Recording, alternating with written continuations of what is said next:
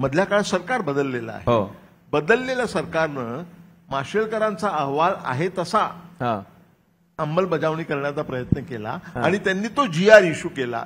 हिंदी भाषा पहिल्या इयत्तेपासून 12वी पर्यंत आणि शक्य झालं तर महाविद्यालयीन शिक्षणात सुद्धा सक्तीची करावी असा आदेश शिरोधार्य मानून त्यांनी तो GR काढला. तो GR काढल्यानंतर जे वातावरण तप्त झालं आणि सगळीकडून अतिशय कडवा विरोध झाला आणि तो अपेक्षितच होता. आणि तो विरोध झाल्यानंतर त्यानंतर राज्य शासनानं तो अध्यादेश तो मागे घेतला. नवीन एक अध्यादेश जारी केला. त्यामध्ये किंचित बदल केला होता. वैकल्पिक हिंदी ठेवली होती, परंतु ते 20 विद्यार्थी असतील तरच ती लागू होईल वगैरे वगैरे. तोही कोणाला मान्य झाला नाही. त्याच्यावरही तीव्र प्रतिक्रिया उमटल्या आपल्या, आणि महाराष्ट्रातच नव्हे देशभरात. कारण हा इश्यू फक्त महाराष्ट्राचा नाही. करेक्ट. आणि म्हणून या समितीचं गठन करण्यात आलं.